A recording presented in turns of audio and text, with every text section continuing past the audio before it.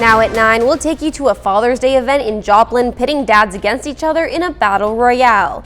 Plus, a local group hosts a barbecue to celebrate Juneteenth. And a look at what's still to come from the January 6th Investigation Committee as it reaches the halfway point of its public hearings. The KOAM News at 9 starts right now. Thanks for joining us tonight. I'm Bronte Sorotsky. Starting this week, drivers in Neosho should watch for contractor crews making sidewalk improvements and working close to traffic along Route HH. Improvements include making sidewalks, curb ramps, and pedestrian areas conform to Americans with Disabilities Act requirements along Route HH between South Street and Chartel Road. And lace up your white New Balance sneakers and tuck in those World's Best Dad t-shirts for the Dad vs. Dad Battle Royale. Today at Wards Creekside Campground, dads competed to win prizes in 6 different competitions. KOAM photojournalist Carrie Worthen has more on the Battle of the Dads.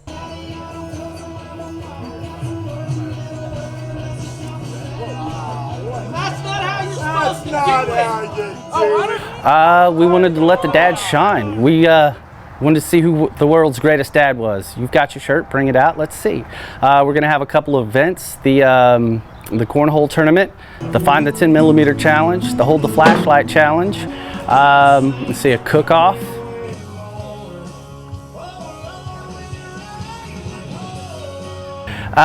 So we're just gonna have a good time. We got a DJ out here gonna spin some tunes and see if we can't appreciate the dads a little bit today.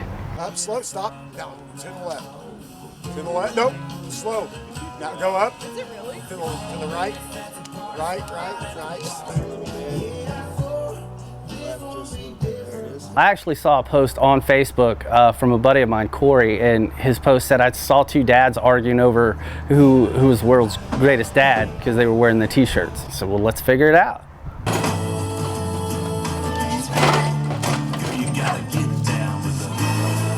7:13. It's what dads do. We go camping and cook out. See on the commercials, Mother's Day, $3,000 rings from Kay Jewelers. For Father's Day, cargo shorts, $11. That's why we're doing this. Show dad appreciation.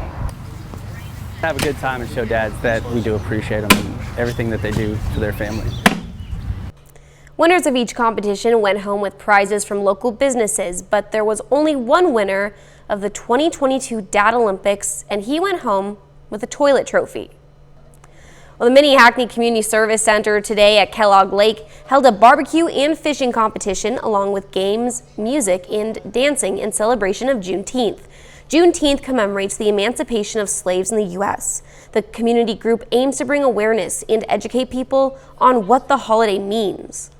It honestly feels amazing because I didn't get to grow up with a lot of, I grew up with community, but I feel like we've kind of gone past that. In the past couple of years, we haven't been coming together as a community as much as we should. So having it recognized federally and then having an opportunity to do events like this is really making it amazing. To find out more on this story, just go to our website at KOAMnewsnow.com. Now, Nick Kelly joins us with a first look at our weather. Nick, it's been pretty hot. Yeah. What can we expect in the future?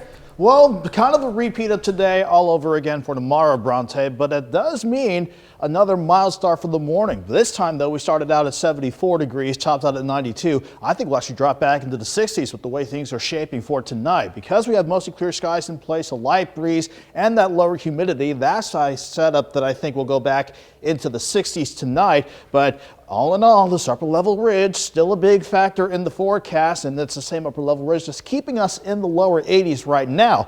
But as we continue throughout the night, I do expect temperatures to drop back through the 80s, 70s, down to the mid 60s for most of us around 66.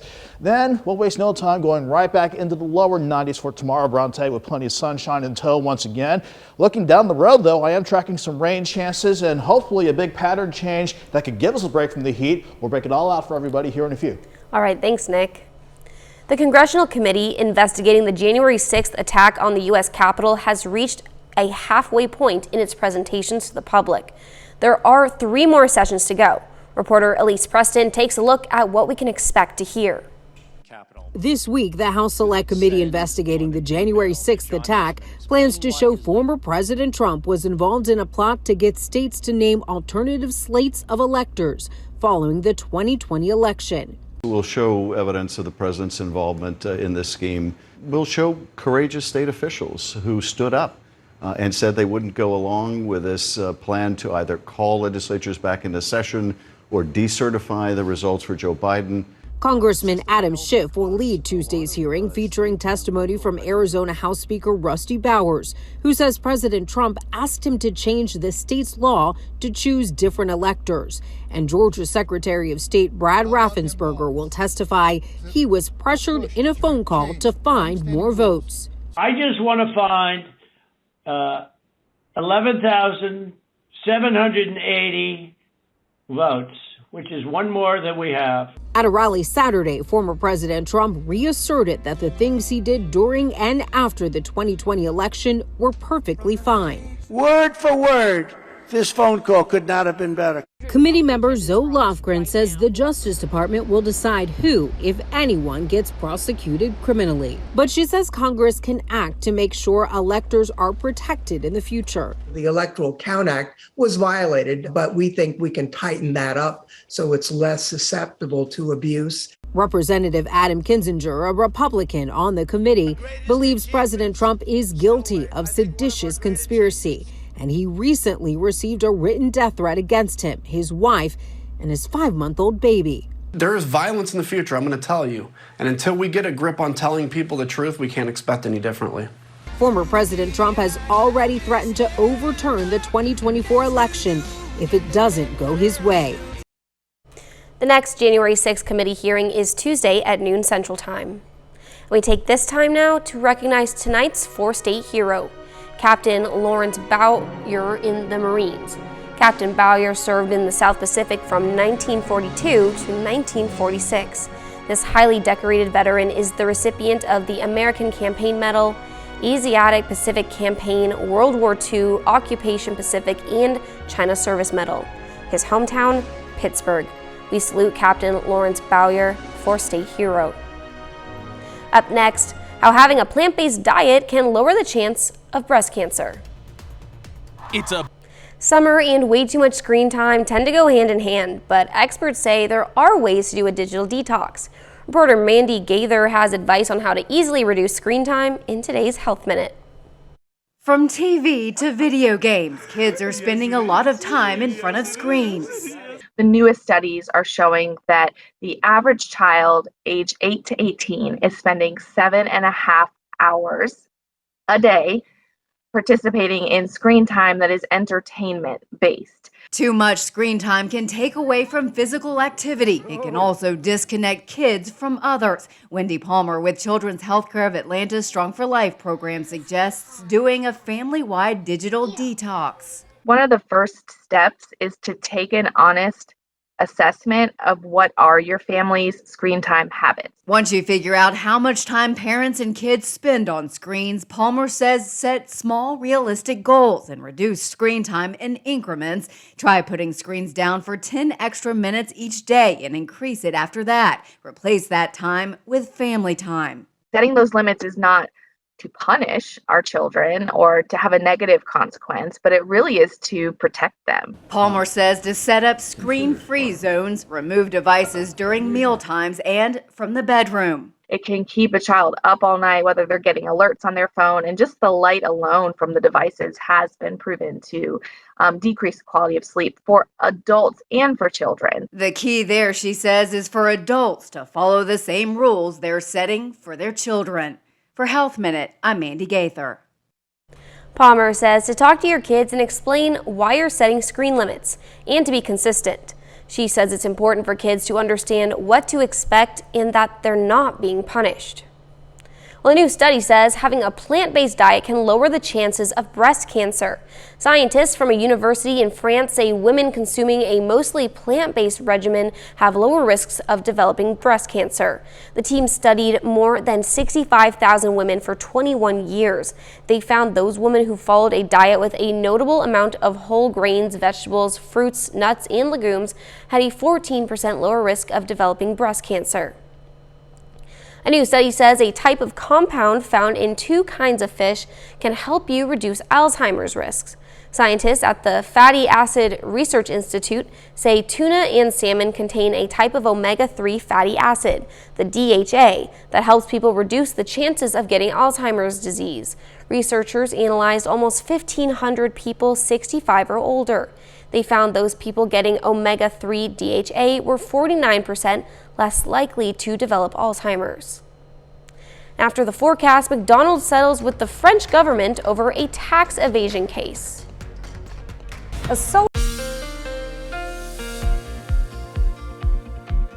Aside from a few pesky thunderstorms that some of you had to deal with very, very early this morning, a lot of us kept dry as we wrapped up the weekend for today. And even with those slight rain chances we saw yesterday evening and last night, it did not really do much to scrub out the heat. We had mid-90s for highs the other day, back into the lower to middle 70s this morning. And at least as advertised, we got back into the lower 90s this afternoon. So where do we go from here as we look throughout the course of the forecast? I'm seeing us staying hot for much of this week, even with some thunderstorm chances with the front I'm watching by Wednesday and Thursday. But if you are sick of this taste of summer, there are signs of a pattern change that could give us a break from that as we go into early next week. We'll time it out as we go along, but right now, looks nice, certainly with the sun setting from 7th and Range Line. 81 in Joplin, a southeast breeze of 7. Dew points in the lower 60s, so still makes it feel just a hair or two warmer, feel like 82 or 83 in Joplin. A lot of spots in the lower to middle 80s, but we're seeing more 70s popping up the closer you get to Table Rock Lake. And a lot of us feeling like it's still the lower to middle 80s as even at the 9 o'clock hour on this Sunday night. Fortunately, we kept things dry throughout the day. We're all going to stay dry this time around as we go through tonight, since our frontal boundary that passed over the region the other day completely fell apart. We just got high pressure keeping that south breeze in place. Ultimately, I am watching this next cold front that wants to play a role in the forecast by the middle of the week. But still, it's all about this big blue H upstairs to keep us hot throughout a good portion of this week. At the very least, with the high not as strong tonight, low humidity, low enough to allow lows to drop back into the mid-60s under mostly clear skies. So we're looking okay to start the morning ahead out. Lows dropping back to 66.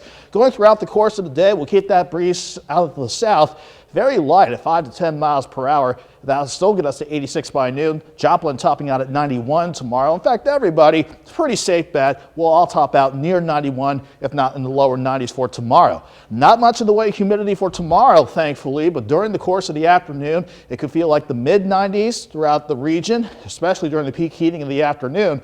We'll get a bit of a break going into Tuesday morning, and then we got to see those feel-like temperatures go back into the triple digits as we see highs go back into the mid-90s on Tuesday with this upper level ridge still in control. But as we go into Wednesday and Thursday, the ridge gets squashed just enough to the south with that frontal boundary working in as well. That's what could allow for some thunderstorm chances Wednesday and Thursday. But that ridge builds back in for Friday and Saturday to keep us in the upper 90s for highs. But look at Saturday night and going into Sunday. The ridge wants to really shift itself back to the south. That could allow for some better rain chances, certainly by Saturday night and Sunday morning, and hopefully highs in the mid-80s by Sunday. Before we can get there, Bronte, we're in the lower 90s tomorrow, mid-90s throughout Tuesday through Thursday, and potentially upper 90s Friday and Saturday. Yeah, I'm not loving this weather. I don't know what I can say. I will say this, though. When we come back for second weather, I'll pull out the 10-day forecast, and I think you'll like the numbers for early next week. Okay. Thanks, Nick. Looking forward to that. And we want to remind you, if your signal of KOAM or Fox 14 becomes glitchy, it's a sign of progress. We'll be broadcasting from a lower temporary antenna while a crew installs a new, more technically advanced antenna at the top of our tower. It's the final step in our More Power project. This will allow some viewers who previously lost our signal to get us once again. If all goes to plan, we'll be back up and stronger than ever by the end of June. Well, coming up, a possible break from the pain at the pump. The White House floating the possibility of a federal gas tax holiday. But how much would that actually help Americans? I'm Lucas Tomlinson at the White House. I'll have the details coming up. Travelers are facing more misery with airlines canceling thousands of flights this weekend. FlightAware reported 769 canceled flights today, nearly 860 yesterday, and more than 1,400 cancellations Friday. The cancellations are being blamed on rough weather, staff shortages, and infrastructure challenges. TSA officers said they screened more than 2,400,000 people nationwide Friday. That's the highest checkpoint volume since the Sunday after Thanksgiving. The White House is trying to calm fears that the country is headed into a recession as it seeks new ideas to help curb the highest inflation in 40 years. Fox News correspondent Lucas Tomlinson has that story from the White House. With inflation spiking at its sharpest pace in decades, the nation's bleak economic outlook now appears to be the primary challenge for the White House as it heads into the midterm elections. Prices are unacceptably high right now, and that's why the president has said we need to make this our top economic focus and do everything that we can to get them down. A recent AP NORC poll found that just 2 in 10 Americans think the economy is doing well. Last week's decision by the Fed to raise interest rates is likely to drive prices even higher. All of those factors are fueling fears that a recession could be on the horizon. The dominant probability would be that by the end of next year, we would be seeing a recession in the American economy. Biden's Treasury Secretary painting a different picture, pointing to strong consumer spending and a record low unemployment rate as signs the situation could soon rebound. The labor market is recovered and we have reached full employment. It's natural now that we expect a transition to steady and stable growth. But I don't think a recession is at all inevitable. Americans are getting hit particularly hard at the gas pump. Some lawmakers have floated the idea of suspending the federal gas tax, something the administration could be open to. Gas prices have risen a great deal, and it's clearly burdening households, and that's an idea that's certainly worth considering. That gas tax just about 18 cents per gallon, some modest relief for drivers, with the national average hovering around $5 per gallon. At the White House, Lucas Tomlinson, Fox News. McDonald's settles with the French government on a tax evasion case. The multinational fast food giant has agreed to pay France about $1.3 billion for wrongfully shifting revenue to Luxembourg and Switzerland. The settlement also includes back taxes and penalties. McDonald's lawyers say the settlement is not an admission of guilt, but an agreement to avoid a long trial. Coming up, we'll look at the history behind one of the holidays celebrated today, Father's Day. Today is Father's Day, a time to pay tribute to the paternal figures in our lives. While the first Mother's Day celebration took place in the U.S. in 1914, Father's Day wasn't really official until 1970. Multiple presidents like Woodrow Wilson and Calvin Coolidge tried to establish the observance, but it wasn't until President Richard Nixon that Congress passed a resolution designating the third Sunday in June as Father's Day. Part of the reason for the delay is that many people felt Mother's Day had become overly commercialized, but fathers are always happy to be remembered, whether it's a card or pancakes in bed or a gift, even if it's a tie. It's the thought that counts for dear old dad. 30 more minutes of news, weather, and sports coming your way.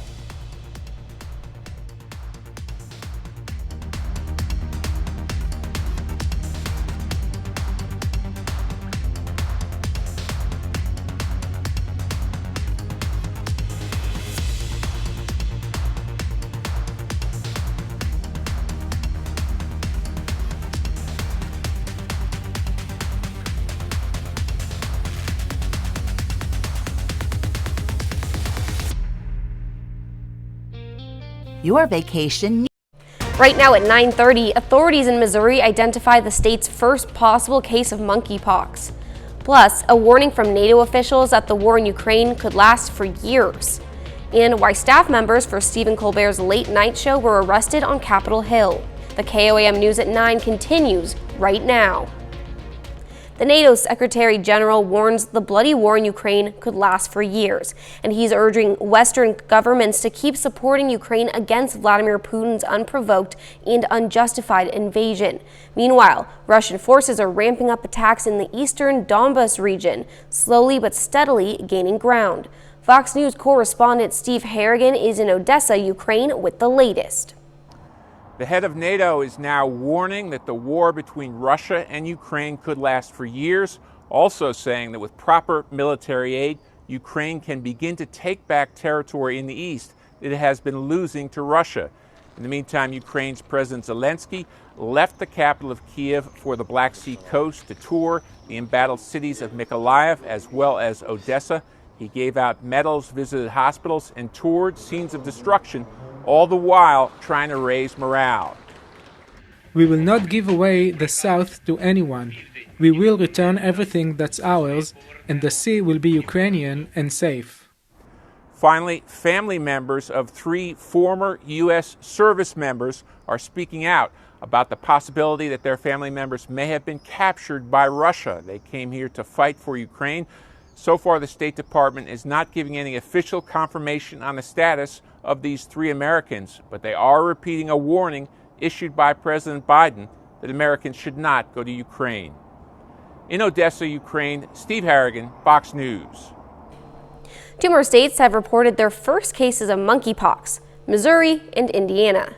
The CDC reports that 113 monkeypox cases have been confirmed in 21 U.S. states and territories. Missouri Department of Health officials say the Show Me State's first case is a Kansas City resident who had recently traveled out of state. Monkeypox is a rare but potentially serious viral illness that's spread in skin-to-skin contact with bodily fluids. COVID-19 vaccines can start going into little arms tomorrow. CDC Director Dr. Rochelle Lewinsky signed off on COVID-19 vaccinations for children under 5 yesterday. Her action follows the green light from the CDC's Advisory Committee on Immunization Practices earlier in the day. The shots are recommended to prevent against coronavirus in children 6 months of age through 5 years. Earlier in the week, Moderna's vaccine series for young children got emergency use authorization from the FDA. And now Nick Kelly joins us with another look at our weather. Well, it's been pretty quiet this evening, Bronte, and it's still looking quiet just as we got past the 9:30 part of this evening on this 7th and Rangeline camera. Everybody dealt with mostly clear skies throughout the day, and unlike last night where we had to watch for some pesky but strong thunderstorms, this upper level ridge back in control. That's what's keeping us quiet this time around, and it's also what's going to keep us hot as we go into a new work week starting tomorrow. Right now, though, temperatures are between the mid 70s to about the mid 80s from east to west, but in general, with clear skies, a light breeze, and some low enough humidity for the overnight hours, you can see how most spots will only drop back into the mid 60s. Joplin around 66, but those same conditions, Bronte, will take us back into the lower 90s for tomorrow. Most of us topping out around 91. We'll see if this holds for the rest of the week here in a few. All right, thanks, Nick. Well, no laughing matter for comedian Stephen Colbert when a 7-person crew from his CBS late night show was arrested Thursday night on Capitol Hill. Police say they were trespassing in a House office building as they were shooting some bits. CBS says they were wrapping up filming of a comedy sketch. Fox News correspondent Alexandria Hoff has the latest.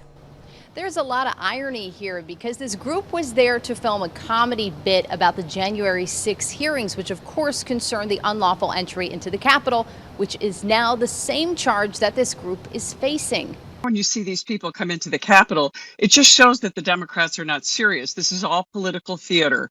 The group of 7 was working for The Late Show with Stephen Colbert and was arrested in the Longworth House office building Thursday night. Sources tell Fox News that earlier in the day they had been escorted out of a January 6 committee hearing because they lacked the proper press credentials. After being kicked out of the Capitol complex, they found a way back in. And it's my understanding they were offered a way back into the House office buildings by a staffer who worked for the other member of Congress. Then they were actually seen banging on the doors of people like Kevin McCarthy's office, Jim Jordan's office. Fox News' Chad Pergram was the first on this story and reported that it was an aide for Massachusetts Democrat Jake Auchincloss who let the group back in to go about unattended. In a statement, the U.S. Capitol Police wrote in part, quote, "The building was closed to visitors, and these individuals were determined to be part of a group that had been directed by the USCP to leave the building earlier in the day." A CBS spokesperson told Fox News that the puppeteer behind Triumph the comic insult dog was authorized to be on site, but that the group stayed longer to film stand-ups and other comedy elements in the halls. The Capitol Police added to Fox News that there was a disturbance reported in the complex around 8:30 on Thursday, and that additional charges are possible. Alexandria Hoff, Fox News. Still ahead, extreme weather in the form of intense heat and flooding causing issues across the U.S. It's not even officially summer yet, but already the U.S. is getting hit with extreme weather. That includes heat waves and severe flooding. Reporter Wendy Gillette has a look on the conditions affecting the country. Two children used a raft to navigate their flooded basement. What's left following devastating flooding last week that shut down Yellowstone National Park. A year ago, we were on fire. You could have walked across this creek and not gotten your feet wet. Yellowstone's northern entrance is now closed through October. Flooding is just not something that usually happens there, so most don't have flood insurance. Scientists say climate change is fueling weather conditions like this, as well as early heat waves. Staying cool isn't easy in Minneapolis this weekend. Going to the movies, gonna go see Jurassic Park. Yes, try to find restaurants inside instead of outside. By Wednesday, 25 million Americans will be under heat advisories that will last until early July. In the South, temperatures will soar into the triple digits, with some areas 25 degrees above normal.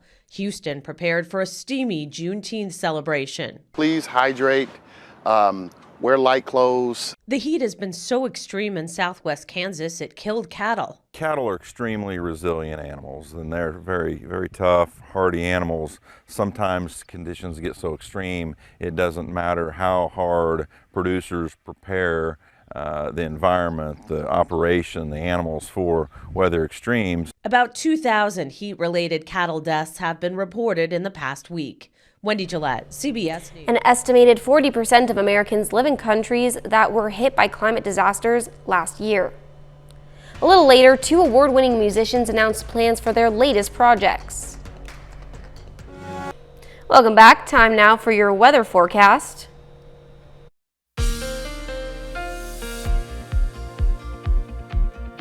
It was nice that we kept dry throughout the course of today, but Mother Nature still putting us in the furnace once again. At least a little bit cooler today compared to yesterday's highs in the mid-90s. We only were able to drop back though this morning into the lower to middle 70s, but at least the low humidity meant we didn't deal with much oppressive heat today, but still we went back into the lower 90s this afternoon, staying hot for much of this week, but I do see some changes on the horizon. Right now, 7th and Range line, actually still a little bit of a glow from the setting sun, but otherwise we have clear skies up top, 81 degrees, feels like 82 with the dew point sitting at 63. We do have some 70s popping up more around Table Rock Lake and Stockton Lake. Everybody else either near 80 or trying to hold on into the lower 80s. But you factor in just that little bit of humidity that's out there this evening. It feels like the mid to upper 80s for a good number of us. But again, we're going to get a break from the heat tonight. As long as we continue with clear skies right on top of the region, that and the light breeze and the low humidity will allow us to drop back into the 60s tonight. But this area, high pressure at the surface, even though it's centered over the Indiana-Ohio border, that's what's keeping that light south breeze going. We've got our next cold front, what we're watching off to the west. But in the short term still, it's all about this big blue H upstairs, this upper level ridge that kept us hot last week. It's going to do much of the same as we go throughout this coming week, and that does include tomorrow. For the time being, though, at least we got the dew points dropping back into the 60s. You can't drop below the dew points, really, so that is going to allow temperatures under clear skies and a light south breeze to drop back into the mid-60s as we get into your Monday morning drive. Most of us dropping back to 66. Going throughout the course of the day, that light south breeze, the dry air in place, dry relatively speaking, and the clear skies in place will push us to 86 by noon. Highs near 91 in Joplin. In fact, everybody pretty much will be topping out around 91, so hot for the afternoon ahead, and thankfully not much in the way of humidity. Still just enough that it'll feel like the mid-90s during the peak heating of the afternoon tomorrow. Another break from the heat as we go into Tuesday morning with lower 70s, and then those heat indices are going back into the triple digits, right around 100 to about 102 as we sit underneath mostly sunny skies again.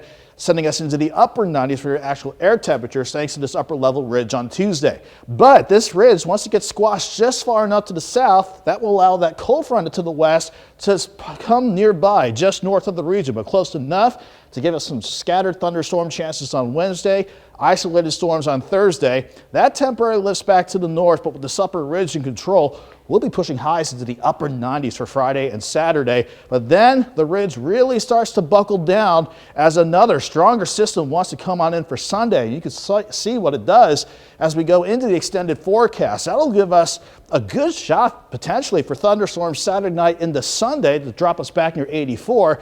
But we got to deal with 91 degrees tomorrow, mid 90s Tuesday and Wednesday. And again, looking at upper 90s for Friday and Saturday. But with that big pattern change brown tape behind Sunday's front, we could have highs back in the lower 80s Monday and Tuesday.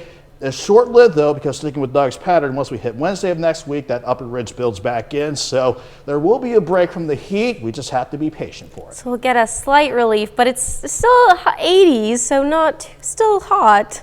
Yeah, we're already at that point. It's not even summer yet. We consider 80s a bit of a cool down. Right. Oh, thanks, Nick. Well, coming up in sports, the Midwest Mustangs play in the Pitt State Tournament champion game. Plus, St. Louis aims to take 2 out of 3 from Boston. Danny Terzer has those highlights and more next.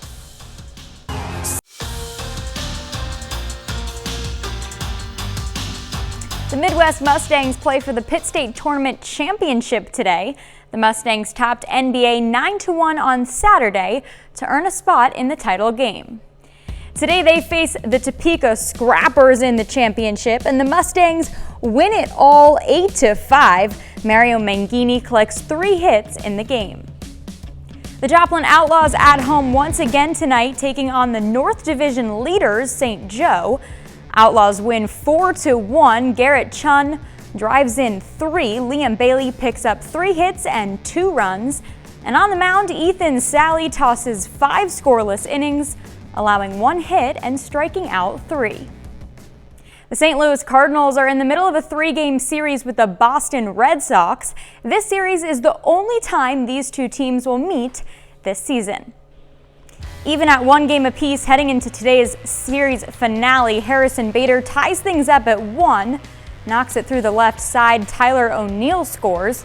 Bader slides into second. Skipping ahead to the 8th, 3-1 Red Sox, Christian Vasquez blasts a 3-run shot to center, now 6-1. And things are looking good for Boston here late, but not so fast. Juan Yepes with 2 on, crushes a homer in the 9th, trying to keep the Cards alive. The Red Sox able to hang on and win this one 6-4. The Royals aim for their 4th straight win today in their final game against Oakland. Kansas City down by 1 here. Seth Brown drops it into center. Tony Kemp rounds third and heads home. He's called safe. The Royals challenge it and they will win the challenge. The call is overturned, so it remains 1-0. Top of the 6th here, same score, 2 outs, bases loaded for the Royals. Michael Taylor strikes out swinging. A's get out of the jam. Bottom half, Sean Murphy. He goes deep for a 3-run homer. Oakland takes game 3, 4-0. This year's Men's College World Series has been all about the unranked teams so far. The Sooners, one of those unranked teams, took down 5-ranked Texas A&M in their opening game on Friday. Now Oklahoma in the winner's bracket faces Notre Dame today. Sooners with the lead 6-2 in the 8th inning. Tanner Treadaway is 3 for 4 at the plate with 2 RBI and 2 runs. Matt Fitzpatrick is now a major champion. Fitzpatrick won the U.S. Open today, his first career major title and his very first win on the PGA Tour. It was an exciting finish at the Country Club. Fitzpatrick beat Will Zalatoris and Scottie Scheffler by 1 stroke. He shot 2 under par today and finished the tournament at 6 under overall. That's a look at sports. We'll be right back. An EGOT winner makes an announcement, new music from an award-winning superstar, and more. Fox's Ashley Dvorkin has all of the latest from the Hollywood Nation. costume. De Armas transforms, Queen Bee's new renaissance, and Hudson gets a date in the Hollywood nation. Jennifer Hudson will be celebrating her birthday by lighting up daytime TV. The newly minted EGOT winner announced the Jennifer Hudson Show will premiere September 12th. She will tape her new talk show in front of a live audience at the same studio the Ellen DeGeneres Show was filmed. Hudson will also serve as an executive producer. Always stay gracious, best revenge is your paper. Beyonce got the Beehive buzzing by announcing a new album is on the way. The superstar will release Renaissance on July 29th, her first official record since 2016's Lemonade. It's time to evolve into the species that we were meant to become. Today's first looks include a new trailer for Season 4 of HBO's hit sci-fi drama Westworld. The preview gives a glimpse at the series entering a new era with the returning characters dealing with the fallout. The show returns June 26th. Please come. And Ana de Armas channels her inner Hollywood icon as Marilyn Monroe in the first trailer to Blonde. The film is based on the novel of the same name and reimagines the professional and personal life of the legendary actress. It debuts on Netflix September 23rd. In Hollywood, Ashley Dvorkin, Fox News. All right, let's check back in with Nick for a final look at the weather. It's going to be another hot week overall, Bronte, but as I mentioned during earlier weather segments throughout the show, I think there's a chance we could get a break from the heat down the line. But we're going to stay hot and just a bit humid tomorrow with highs from 91. Let's go 95 for definitely a hot first day of the summer season officially kicking off, even though Mother Nature beat us to the punch on that already. I want to watch for a front Wednesday and Thursday. It could bring us some scattered storms and maybe keep temperatures at least in the mid-90s, but it'll quickly retreat. Upper 90s certainly possible, a few spots near 100 Friday and Saturday. But if we can look beyond the next 7 days, after another good cold front comes through on Sunday, there's a chance, Bronte, we could finally see lows back in the lower to middle 60s next Monday, Tuesday, and Wednesday. Monday's highs right around 80, potentially mid-80s by Tuesday, but that upper level ridge wants to make a return by the middle of next week. That could push highs near 88. So bottom line is it's going to stay hot for a little while, but hopefully by early next week we can catch a bit of a break from the heat. Right, go from the 90s to the 80s, so a little more bearable. Yeah, and we'll certainly take it if we can hold on to that forecast. Definitely. Thanks, Nick. And thanks so much for joining us. We'll see you right back here. And thanks for making us part of your night.